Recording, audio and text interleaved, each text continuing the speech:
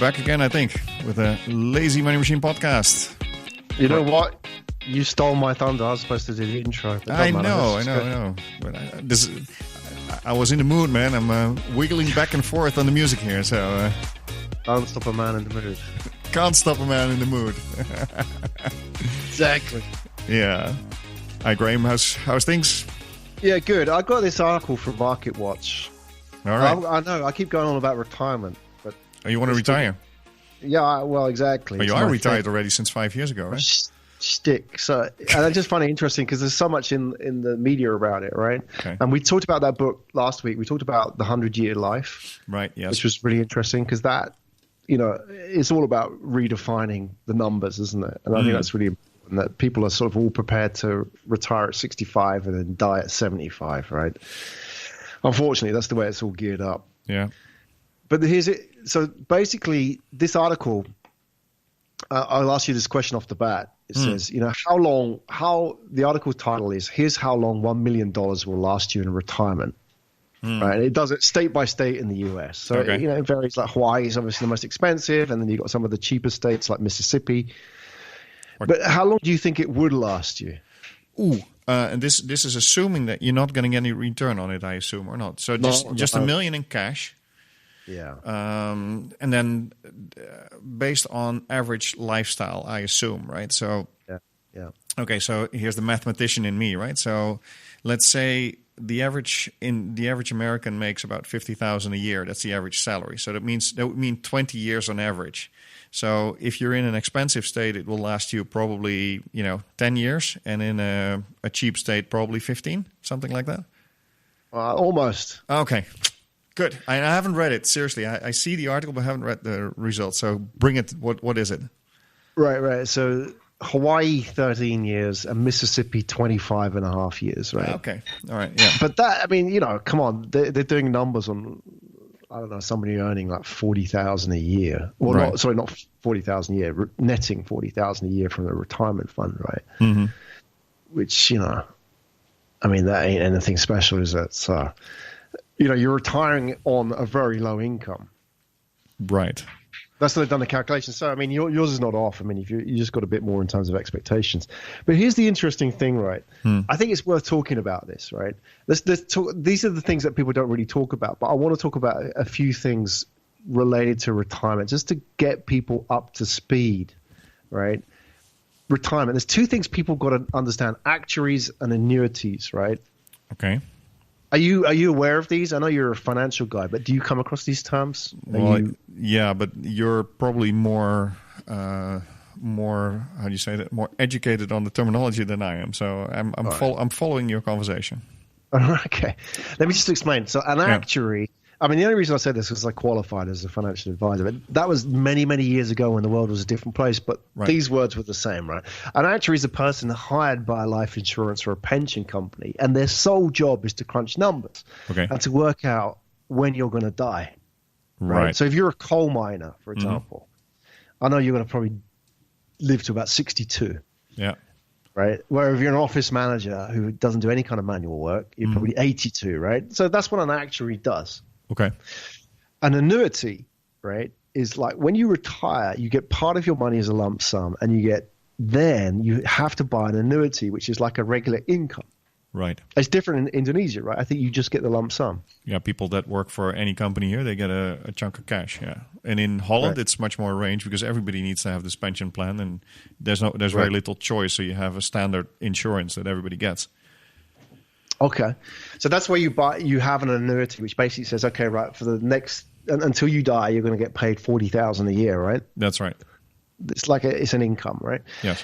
But the whole system is set up like this: is that if you get an annuity and you live 10 years, then we make money, right? Because you died early. But if you live 50 years, we lose money. So the whole system is makes a profit when you die early, right? Yes. Which, if you think about it, that's a bit strange, but that's how it works, right? And I think here's the interesting thing is that most people don't know this. Is most people think they're going to retire and do all right, but the numbers are pretty damn scary. Do you want to just do a quick test? of the numbers. I've got in front of me a retirement income calculator. I'm really putting Erik on the spot here. Oh, holy moly! And this comes from an ex-financial advisor. Yeah, and this was mentioned to me when I started working with you, but now I'm really worried. So, all right, okay. So let's do this, right? All right, go for it. Okay. So, Erik, you were born in what year? 1971. 71. All right. So retirement, let's assume you're born in 1971. Yes. Right. This is not Erik's figures, but I'm just going to do this for the sake of argument. You have an annual income of 100,000 US, right? Okay. You're saving. No, you currently have probably the average person, maybe 30,000 in savings in the bank, which is probably, most people have about that at that age, right? Most normal people. 30,000 savings. Yep. Yeah, and you're getting old now, if I can say that, because I'm certainly old and you're older than me.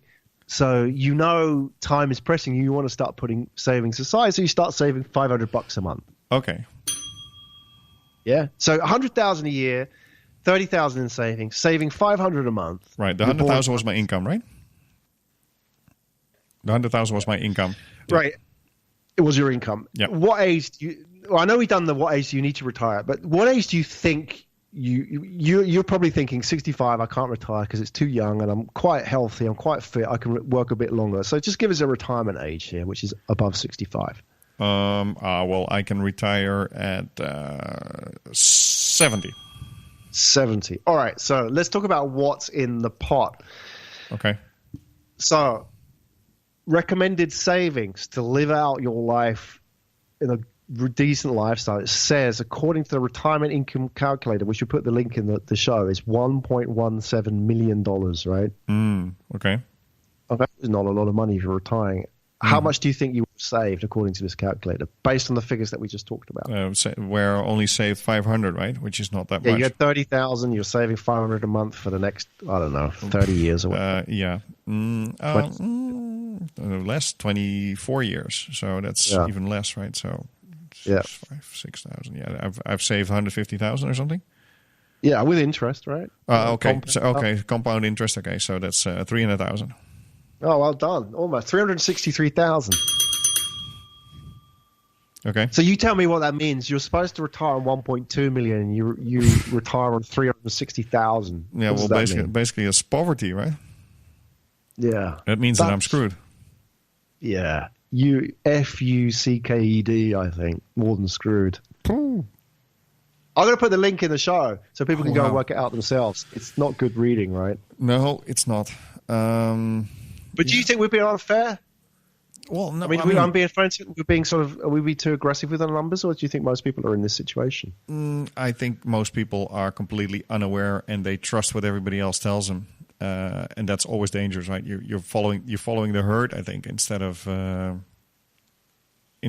doing your own numbers, especially on this.